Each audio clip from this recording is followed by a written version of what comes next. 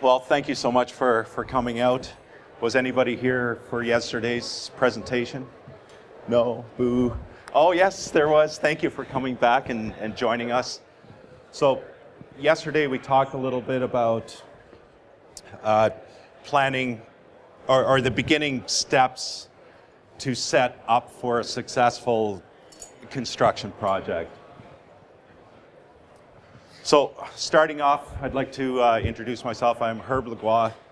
I'm president of Design, Build, and Renovate. This is our 30th year in business. I was just walking into the building this morning, and I was thinking about when I first started out. I worked for one summer for a construction company, and I was doing the design for them, and I thought, okay, I can do this. So I went out on my own in the fall. So first off, who starts a construction company in the fall?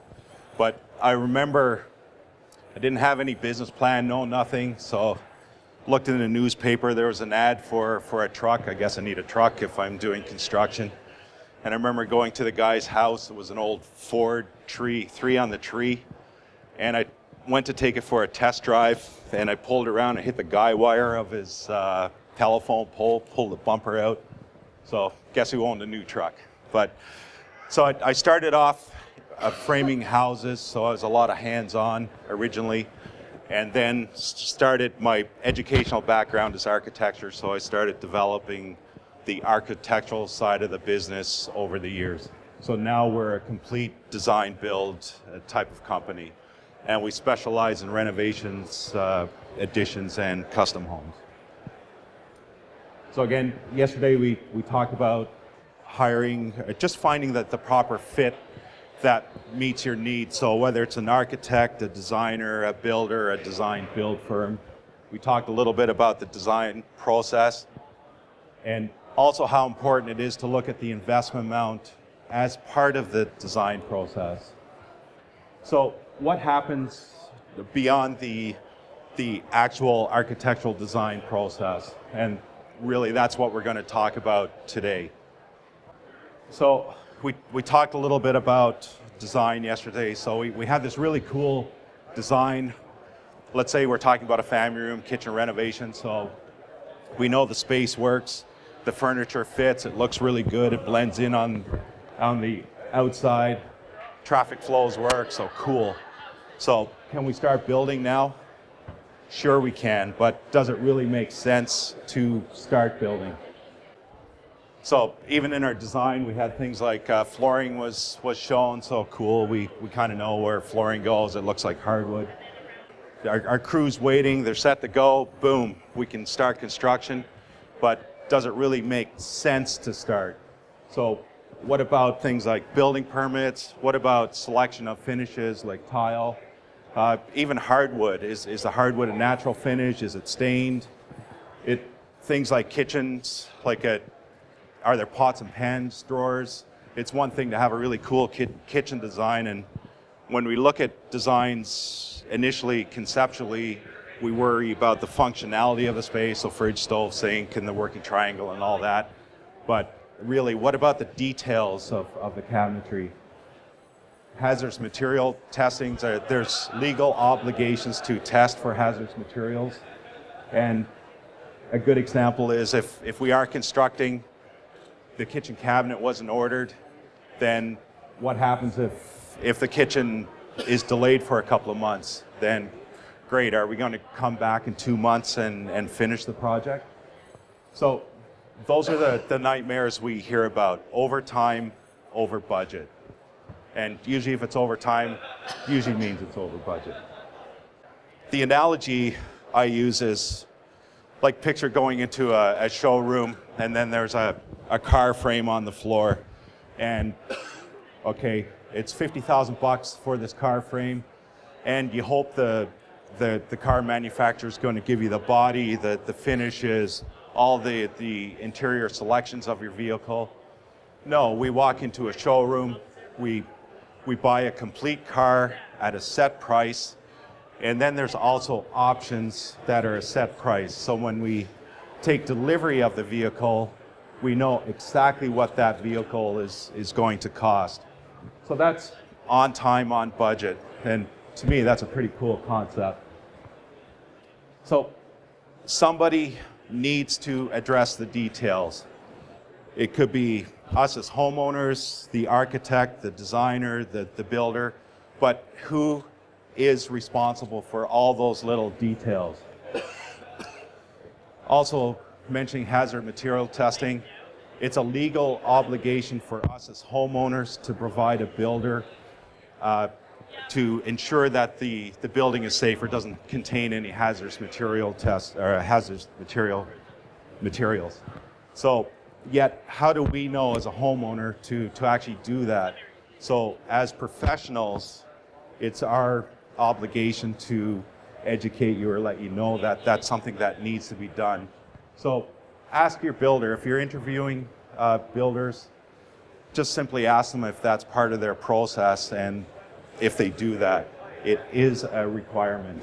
And it's all about safety. Safety for us as homeowners, and then also from a builder's perspective, our workers have to be safe. Again, somebody needs to take responsibility for the entire process, so we can have a really cool set of plans. What do we do with those? Do we then go to a builder? Great, the builder prices it, but what about the details? Who applies for the building permit? Sometimes it's included, sometimes it's not. We've often heard about cost plus type projects. So using a car as an example, so we have a $200 door, we have a $500 door, a $1,000 door. Which one would you like? Well, kind of like buying a bottle of wine. It's just, well, we don't want to go for the crazy one. This one's a little cheap. Let's go for the $500 door. So great. And we'll charge 20% overhead for us to arrange the door that's going to be installed on the car. And, oh, by the way, it'll take about 3 months to order this door, but no worries. We'll guarantee that the car is going to be finished next April. It's the same analogy as with looking at it from a construction perspective. There's so many options that go into a project and so many variables in cost. Would it not make sense to deal with those variables up front? So using a $250,000 investment, if we have a 10% cost overrun, that's $25,000 over. And what if it's 40 or 50% over? That's huge numbers. And then what about the completion date? If we're over 3 or 4 months on completion, what happens if you moved out? What happens if you're renting a property? Do you extend that lease? Can you? Do you have to move again? So, or even worse, what if you were never given a completion date? Like, how would you possibly know when you can actually move back into your home? From our experience, and again, I played both roles. I played the role of a designer, I've played the role of a builder, and what I found over the years, the two don't necessarily mesh 100%. So we take a design-build approach where everything is contained under one roof. So we look at the design, we look at the investment component of that design, then we look at all the finishes and materials that make up the design, and then we're always able to plan for the success of our projects. To us, it's really, really important to select all the finishes and products up front.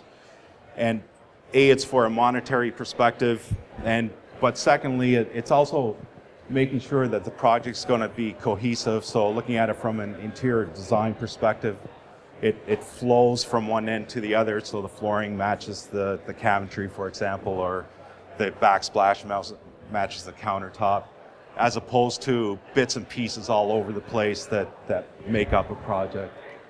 And also components working together. So we have this really cool kitchen. We move in, go to put the fridge in, and crap, the fridge doesn't fit. So now what do? Buy a new fridge, I guess. So those are things to consider. We have range hoods are actually a challenge for us. And there's all different types of configurations of range hoods. And where do we put the exhaust? We need all those details up front, as opposed to trying to figure out where it goes after the kitchen's in, and then are we cutting holes through cabinetry or whatever. So it's all about thinking it through from the get-go. Then we look at the investment end of things. So we go shopping for tile, and tile is a great example of such a huge variance. We can easily vary $20 a square foot, if not even more. So if we have 1,000 square feet of tile and we have a variance of $20 a square foot, that's 20 grand just in one little entity. But if we love the tile and that's the tile we want, then great, let's go for it. But then there might be solutions elsewhere to make up for the tile that we selected. The trick is not to do that during construction, because once we start, we're committed. Another example would be kitchens. To me, kitchens are almost like buying cars. There's so many options to kitchens, whether pots and pan drawers, the hardware. And for the exact same kitchen layout in the exact same space, cabinets can easily range from 10 grand to 100 grand, just in one little entity. So if we have a cost overrun on tiles, on kitchens, on cabinetry, on plumbing fixtures, on windows and doors, it's important to address this up front, not when we're building. And there's mechanical systems that, of course, we're trying to achieve high efficiency furnaces, yet even within high efficiency, there's different levels of types of heating systems, furnaces. So there's choices to be made. What about insulation? So we can use standard insulation, yet we use a lot of spray foam type insulation. So, and also looking at it from a design perspective, if we can model the home in software, then we can do an energy analysis, and then we can also determine payback periods, and that'll help make informed decisions of whether or not it's worth investing with that type of product or not. If we don't select products up front, how can we possibly guarantee timelines? And what if the tile's coming from Italy, let's say? We can't order it the day before we need it.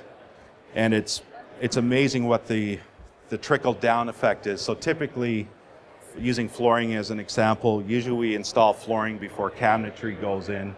So if the floor is delayed, then what happens to the cabinetry? If the cabinet's delayed, now the plumbing's delayed, now your kitchen counter's delayed, your backsplash is delayed. So your project has a real opportunity to snowball negatively from a timeline perspective. My personal philosophy is it's your home. You get to put whatever you wish into it, yet as a professional, we're here to help guide those decisions. And I truly believe that's true for all design professionals. So cool. So if we go through the selection process, we've determined what those costs are. So dealing with the appliances, the windows, the doors, we made mechanical decisions, light fixtures. So we know what the project costs, but do we truly know what that project costs yet? And even hazardous material, if we undertook hazardous material testing, we realized it's only a little bit of flooring. So overall in the investment, it wasn't really a big impact, yet it could be. So what if we had to remediate the entire house with all the plaster that's in the house? So to me, it's also critical to find that out up front, and not the day you're starting work and then realize, oh, by the way, we have to remediate all this, and that. Sure, now we have everything selected, can we start building? Of course, sure we can. But what about the existing conditions? So how do we know during the design process that all the elements are ready to go, or is your electrical panel adequately sized for what we're trying to do, for example? Or even dealing with cold infiltration, especially the winter we've been having. So if we're addressing drafts, would it not be nice to deal with that up front? Or the bathtub is draining slowly, so it's, oh, by the way. So how do we deal with those kinds of things? And also access to the rear yard. We're building this addition in the rear. Oh, by the way, there's this tree in the way. And the last thing I want to do is to give you a call when the construction starts and picture yourself in a meeting and you get this phone call. You have to be interrupted. Your builder's on the phone. Okay, your tree's in the way. We have to cut it. We need that decision now. Right now, give us that decision. Or else our guys are just standing around. If I have to send them home, then, well, it's going to cost you money. So I need the decision now. So do you really want that call? I certainly don't want to make that kind of phone call. So it's nice to address all those kinds of issues up front. So what we do is have what's called a trade day or a job showing, where we have trade professionals come in and assess the existing conditions. So relative to the project, so assessing the heating, the plumbing, the electrical are just some examples, or excavation if there's trees and stuff in the way. So another example is if we're doing adding an addition over here and we have a little powder room, great, but what happens if the plumber comes in and then says, well, we need to go from over there to over here, and by the way, your cast iron stack is all rotted out. Would it not be nice knowing that up front before we get into construction? Because once we start, we have to deal with it because we have to get it done. And even the tree. So we found a solution with the tree without having to cut it down. Here's your options. Would you like us to deal with it, or do we just simply cut the tree down because you don't like the tree? Careful, in the city of Ottawa, there's a tree bylaw, so you just can't go around cutting trees anymore. It's important for both me as well as you as homeowners to know what you're getting into up front. And then we can look at it from an investment perspective. We know what we're dealing with. And then for us, we're also then can deal with the timing and the coordination of the project. Sure, there's things that could be hidden behind walls, but if we keep it to an absolute minimum, then so will the risk of cost overruns. And to me, a lot of that has to do with experience as well of the builder. We know typically what a home is. We've dealt with all types of homes throughout the city of Ottawa, so generally we have a pretty good sense of what we can expect. Concluding, to me, it's all about planning and setting up for the success of the construction project. So before construction starts, to me it's important selecting all the finishes, the products that go into the project, undertaking a job showing with the trade professionals. Again, repeating, once construction starts, you are committed. You have to finish. Sure, you can make choices along the way, but somehow the project has to finish. So if we have crazy cost overruns, do we bite the bullet, or do we not even finish part of the project so you can't, so it is affordable?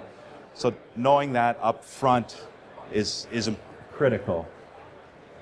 Tomorrow we'll talk about getting ready for the actual construction. So there's things like getting in writing or the construction documentation.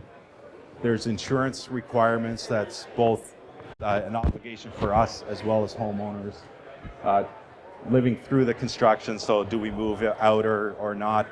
And of course, throughout the entire process, and not only the construction phase, but right from the onset, from design right through the very end, communication is absolutely crucial. So you have to be able to communicate and work with the designer or builder.